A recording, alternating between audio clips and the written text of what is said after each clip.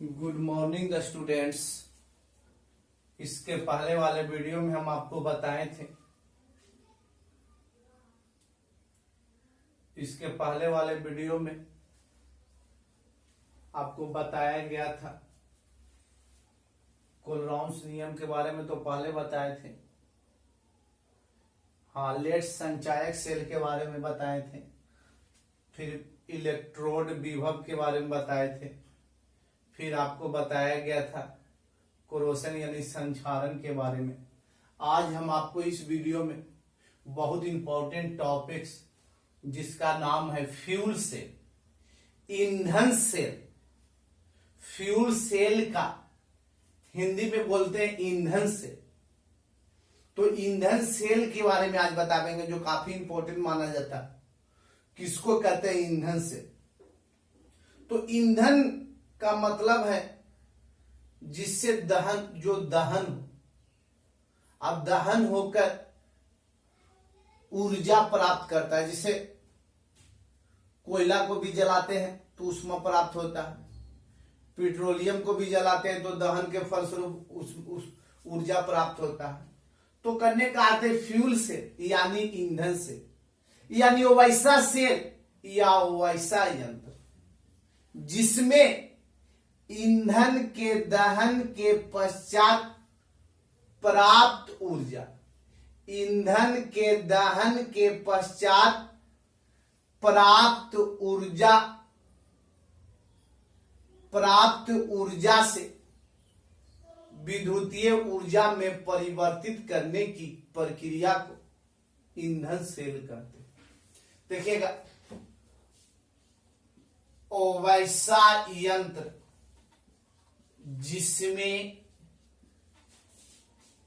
जिसमें ईंधन के दहन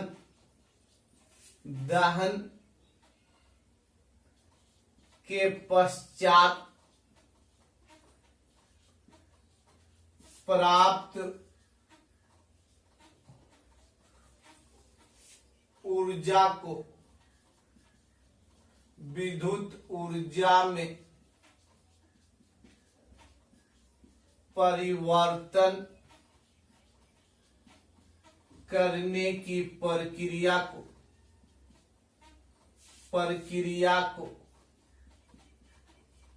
फ्यूल सेल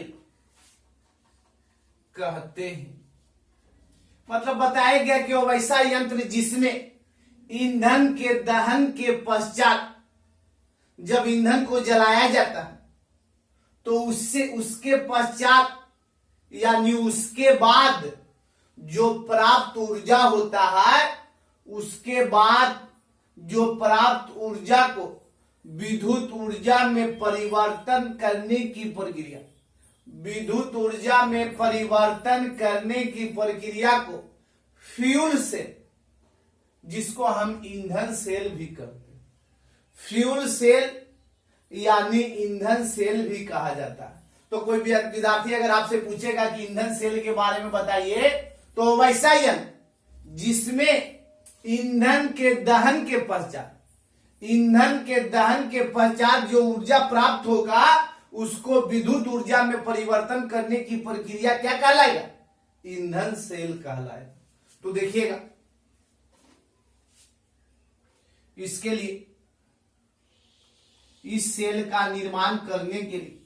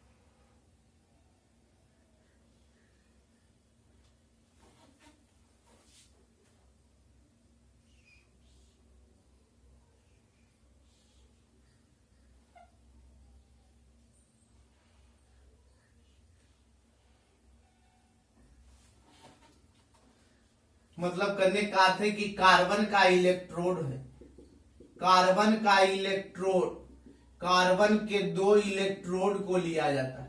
कार्बन के कितने इलेक्ट्रोड को?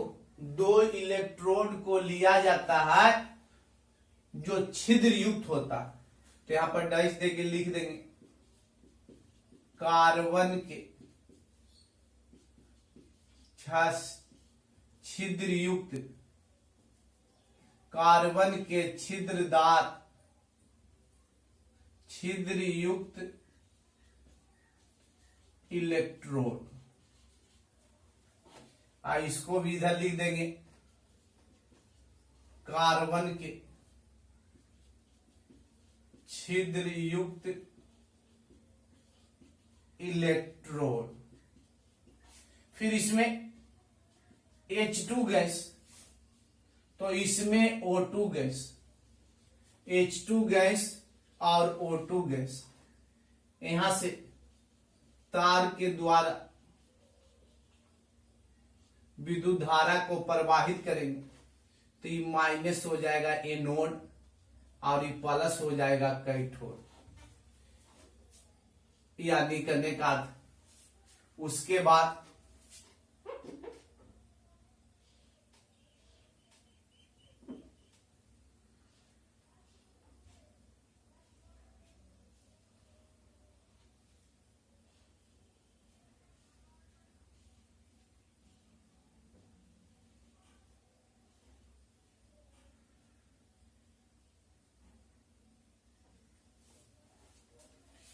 इससे जल निकलेगा, जल, और दोनों इलेक्ट्रोड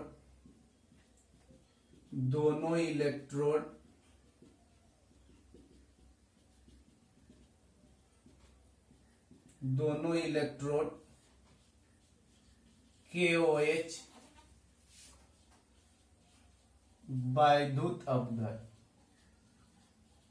KOH वैद्युत अपघट में डूबा रहेगा। इसका नाम है H2O2 फ्यूल सेल, यानी हाइड्रोजन ऑक्सीजन फ्यूल सेल। तो देखेंगे ईंधन सेल का निर्माण करने के लिए, इस सेल का निर्माण करने के लिए सबसे पहले कार्बन के 2 छिद्रदार इलेक्ट्रोड को लिया जाता है। सबसे पहले कार्बन के 2 छिद्रदार इलेक्ट्रोड को लिया जाता है, एक ये और एक या कितना इलेक्ट्रोड को लिया जाता है? 2 इलेक्ट्रोड को लिया जाता है और पहले इलेक्ट्रोड में हाइड्रोजन गैस और दूसरे इलेक्ट्रोड में ऑक्सीजन गैस को प्रवाहित करते हैं। पहले इलेक्ट्रोड में हाइड्रोजन गैस और दूसरे इलेक्ट्रोड में ऑक्सीजन गैस को प्रवाहित करते हैं और दोनों इलेक्ट्रोड को KOH वैद्युत अपघट में डुबाया जाता है। दोनों इलेक्ट्रोड को फिगर में देख लीजिए, दोनों इलेक्ट्रोड को KOH यानी पोटेशियम हाइड्रोक्साइड वैद्युत अपघट में डुबाया जाता है। पोटेशियम हाइड्रोक्साइड वैद्युत अपघट में डुबाया जाता है। फिर उसके बाद एनोड पर ऑक्सीकरण प्रक्रिया और कैथोड पर अपकरण होता, यानी एनोड पर ऑक्सीकरण प्रक्रिया होने के कारण इलेक्ट्रॉन मुक्त और कैथोड पर अपकरण अभिक्रिया होने के कारण इलेक्ट्रॉन ग्रहण होता है। उसके बाद इस सेल में एनोड पर पीडी पैलेडियम, पीटी नहीं पीडी पैलेडियम उत्प्रेरक का उपयोग किया जाता है और कैथोड पर कोबाल्ट, अल्युमिनियम, मैग्नीज तथा एजी, जिसको सिल्वर चांदी कहते हैं, कोबाल्ट, अल्युमिनियम, मैग्नीज तथा एजी के मिश्रित उत्प्रेरक का उपयोग किया जाता है। एनोड पर सिर्फ पैलेडियम, एनोड पर क्या? सिर्फ पैलेडियम। लेकिन कैथोड पर इस सभी उत्प्रेरक को मिलाते हैं मिला के मिश्रित उत्प्रेरक बनाया जाता है। कौन कौन से तत्व या कौन कौन से धातु? तो कोबाल्ट, एल्युमिनियम, मैग्नीज और क्या? एजी। तो कहने का अर्थ है मिश्रित उत्प्रेरक का उपयोग करने से कोबाल्ट पर एनोड पर पैलेडियम और कैथोड पर कोबाल्ट, एल्युमिनियम, मैग्नीज तथा एजी का उत्प्रेरक यानी उत्प्रेरक का उपयोग करने से ईंधन सेल का कार्य क्षमता बढ़ जाता है। यानी इसका उपयोग करने से ईंधन सेल का कार्य क्षमता बढ़ जाता है। कौन कौन से उत्प्रेरक? तो एनोड पर पैलेडियम पीडी और कैथोड पर इन चारों को मिलाकर जो मिश्रित उत्प्रेरक बनाया जाता है। कौन कौन? तो कोबाल्ट, एल्युमिनियम, मैग्नीज और एजी। अगर करने का अर्थ है इसका उपयोग करके तो ईंधन सेल की कार्य क्षमता बढ़ जाती है और इस सेल के अंदर निम्नलिखित रासायनिक अभिक्रिया जो संपन्न होगा और उससे करने का अर्थ विद्युतीय ऊर्जा का निर्माण होता है। और यह सेल का निम्नलिखित लाभ है। ईंधन सेल का निम्नलिखित लाभ होते हैं। पहला तो कहने का अर्थ है कि इसका कार्य क्षमता काफी अधिक होता है। ये रासायनिक अभिक्रिया के में 80% रासायनिक ऊर्जा को विद्युतीय ऊर्जा में परिणत करता है। 80% रासायनिक ऊर्जा को विद्युतीय ऊर्जा में परिणत करता है और साथ ही साथ यह सेल हल्का होने के कारण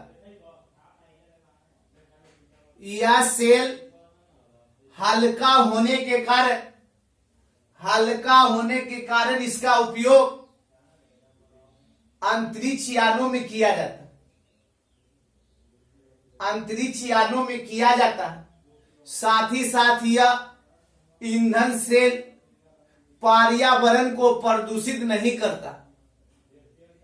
यह ईंधन सेल पर्यावरण को प्रदूषित नहीं करता है क्योंकि करने का अर्थ है इससे जो प्राप्त होता है वह जल प्राप्त होता है।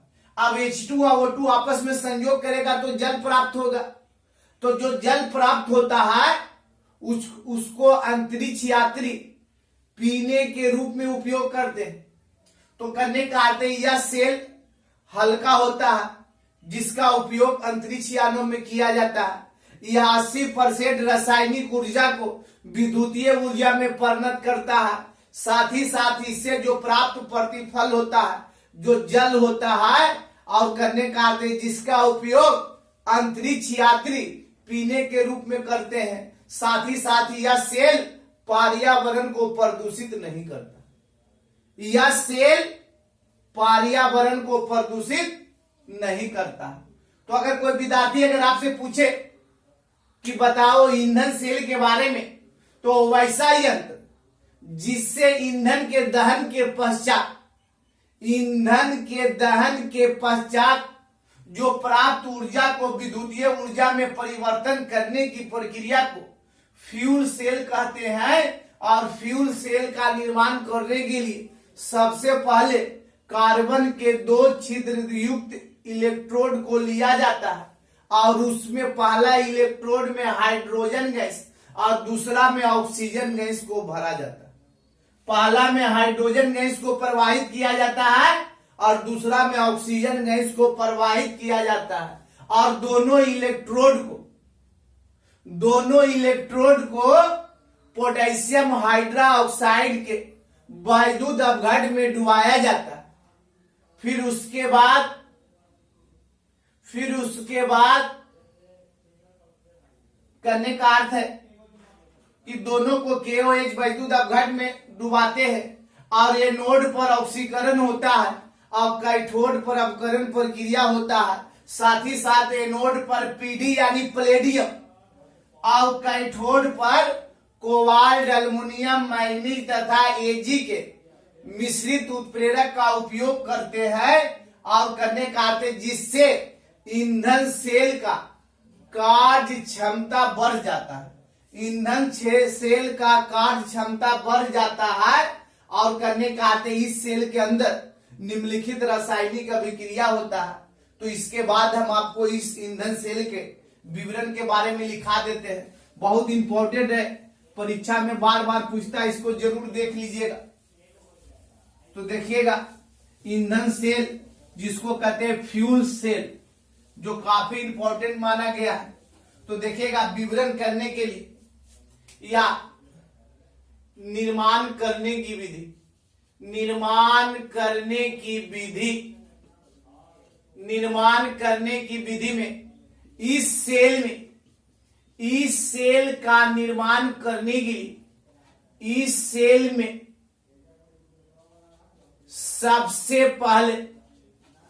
सबसे पहले कार्बन के दो छिद्रदार इलेक्ट्रोड को लिया जाता है, और पहले इलेक्ट्रोड में H2 गैस तथा दूसरे इलेक्ट्रोड में O2 गैस को प्रवाहित करते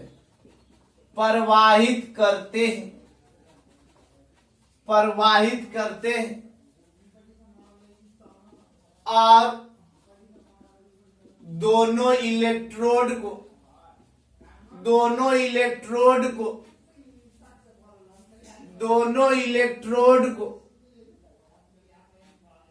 KOH वैद्युत अपघट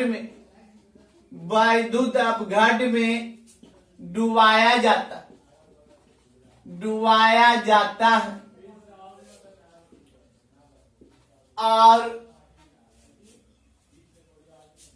एनोड पर ऑक्सीकरण के कारण इलेक्ट्रॉन मुक्त होता है।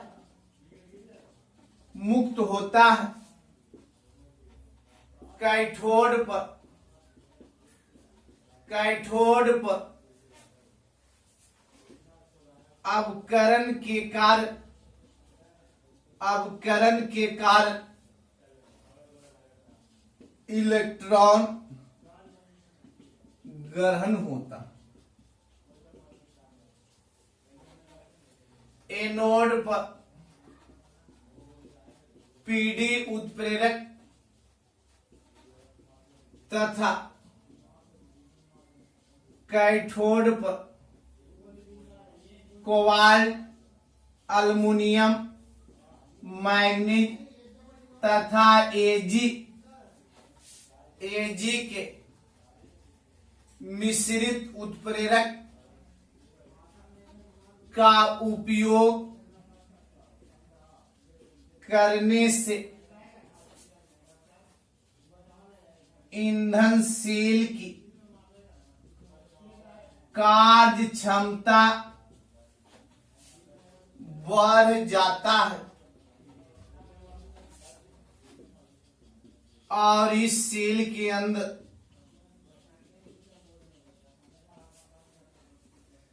निम्नलिखित रासायनिक अभिक्रिया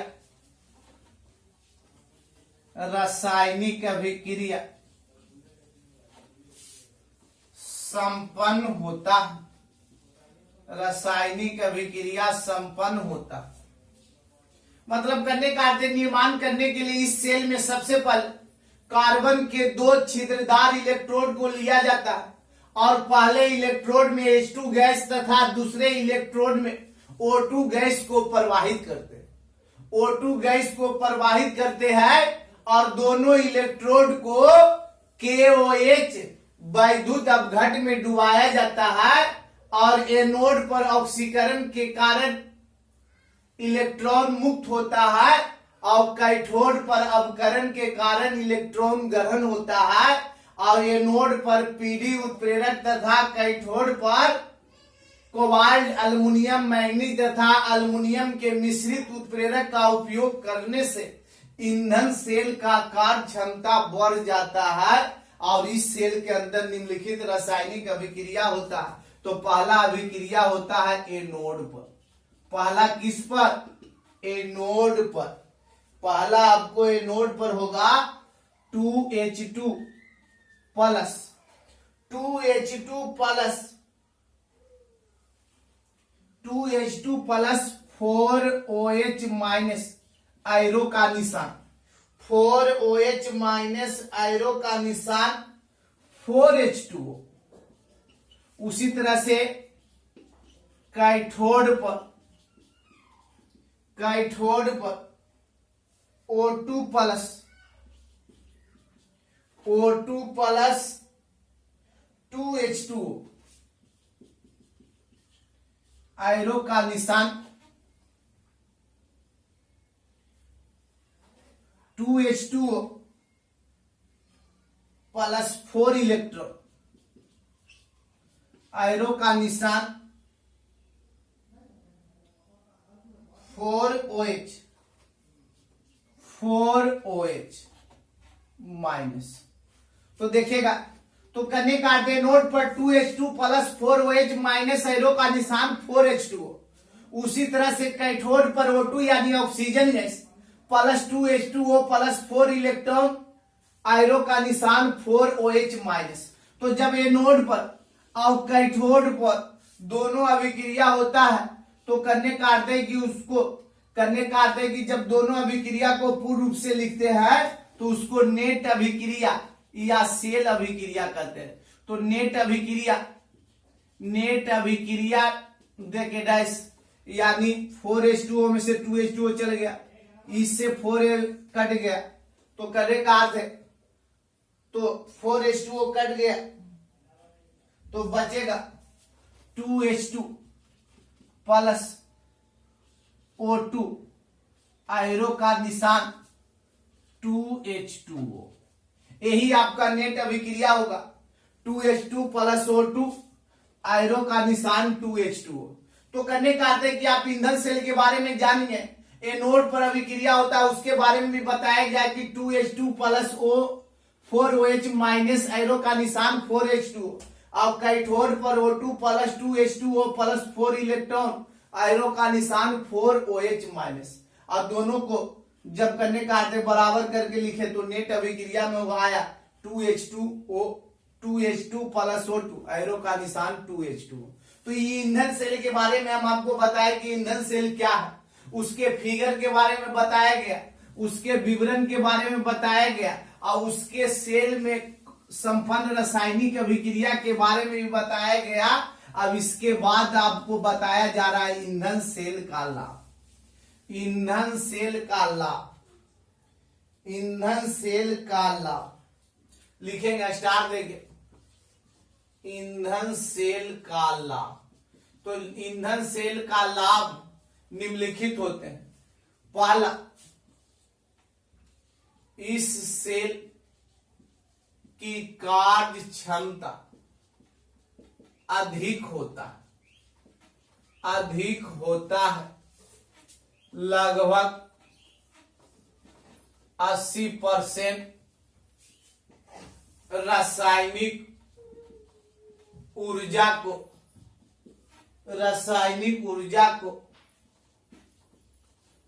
विद्युतीय ऊर्जा में परिणत करता। पहला लाभ बताया गया कि इस सेल की कार्य क्षमता अधिक होता है। कितना अधिक होता है? लगभग 80% रासायनिक ऊर्जा को विद्युतीय ऊर्जा में परिणत करता। लगभग कितना परसेंट? 80% रासायनिक ऊर्जा को विद्युतीय ऊर्जा में क्या करता? परिणत करता है। उसी तरह से दूसरा पॉइंट,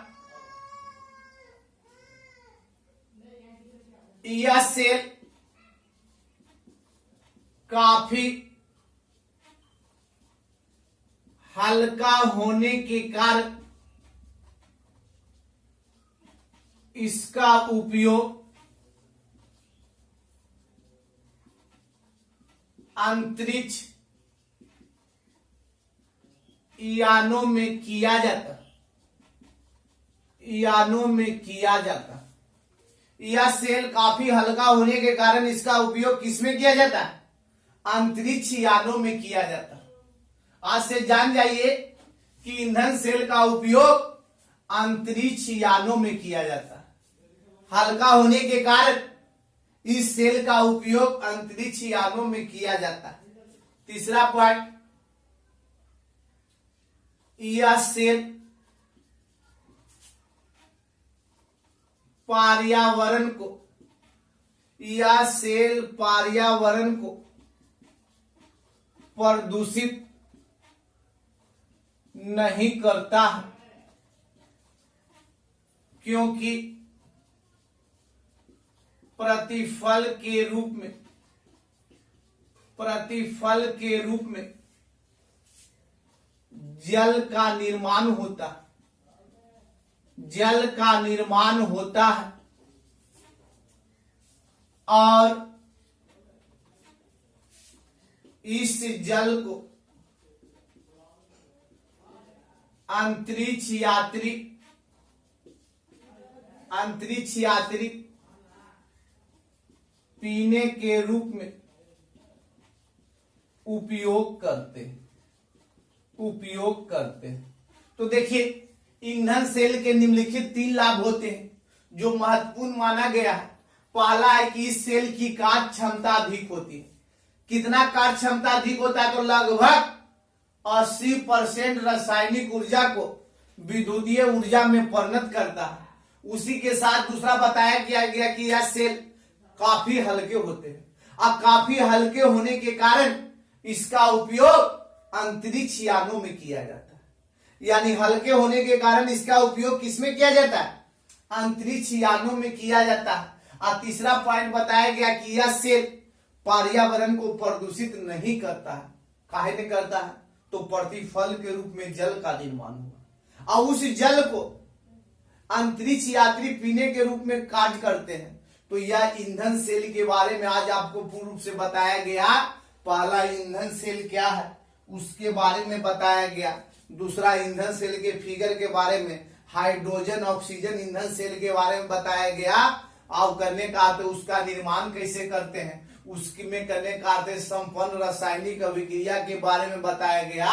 और इसमें एक पॉइंट आज और बताया गया कि ईंधन सेल का लाभ, यानी इस सेल का लाभ क्या होता है, ईंधन सेल के बारे में ईंधन सेल से क्या लाभ होता है। तो पहला लाभ क्या हुआ? लगभग 80% रासायनिक ऊर्जा को विद्युतीय ऊर्जा में परिणत कर देता है। यह काफी हल्के होने के कारण इसका उपयोग अंतरिक्ष यानों में और करने का अर्थ है कि पर्यावरण को प्रदूषित नहीं करता, काहे कि प्रतिफल के रूप में जल का निर्माण करता है और यह जल को अंतरिक्ष यात्री पीने के रूप में कार्य करते हैं। तो पूर्ण रूप से आज आपको ईंधन सेल के बारे में बताया गया। इसको वीडियो को ध्यान से देखकर समझकर सभी भाषा को अपने मन से लिखने का कोशिश करिए।